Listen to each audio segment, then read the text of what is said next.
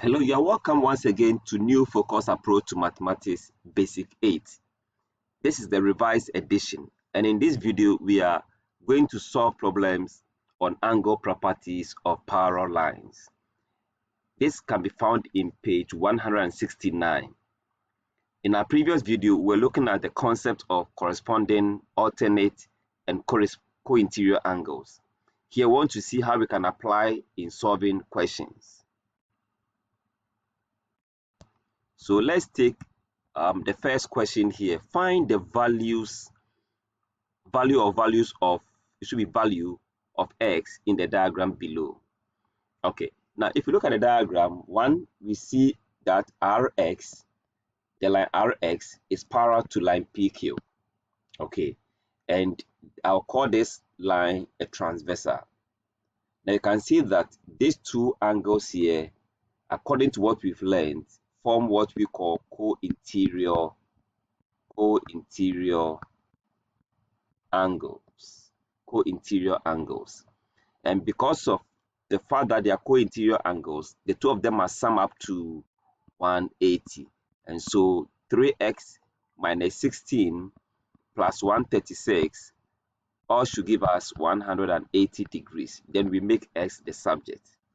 Okay, so we can do that by grouping like terms. So I can say 3x here will be equal to 180 minus 136 plus 16.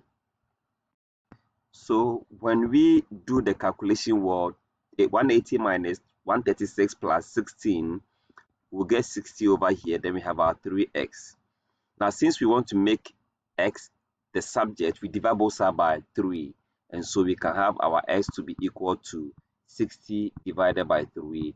And the answer will be 20 degrees. So to find the value of x here, the answer is 20 degrees.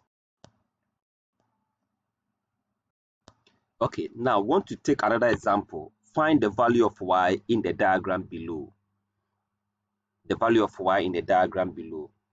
Okay, now we've seen two lines parallel. We've seen F and E are parallel, whilst like F, E, and that of A, B are parallel, which means that the angle here can alternate with the angle here as well.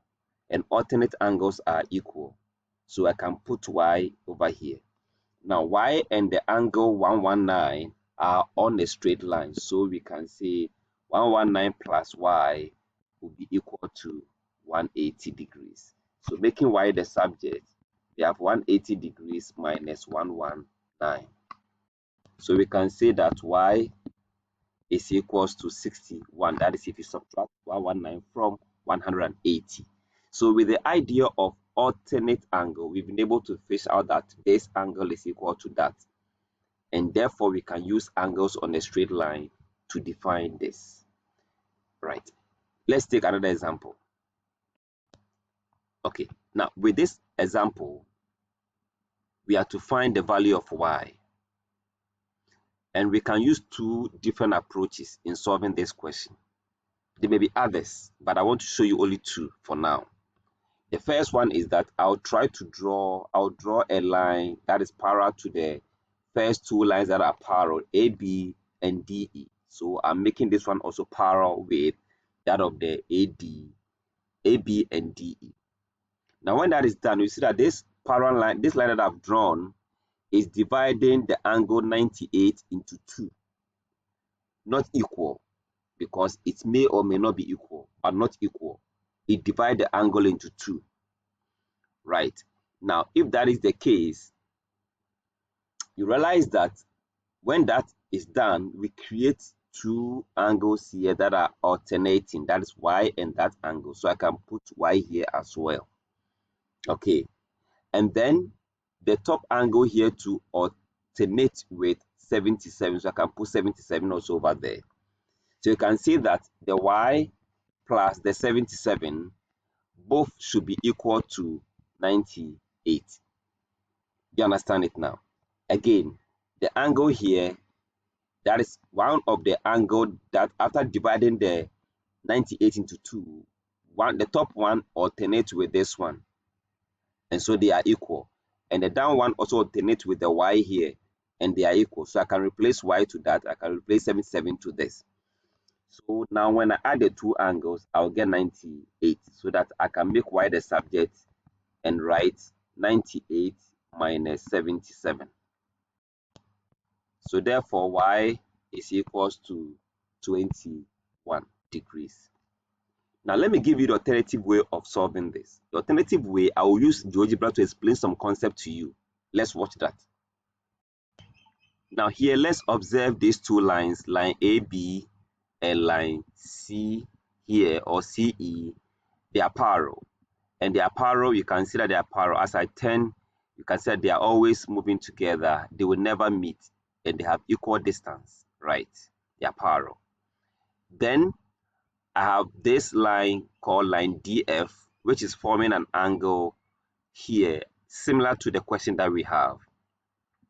Now, if these two lines are, the blue lines are parallel, then the angle that we create here, which is the 108.93 plus 101.9 plus 149.17, they must always add up to 360. It's a theory. They must always add up to 360. So you can pause the video right now, add these three angles, and see the results.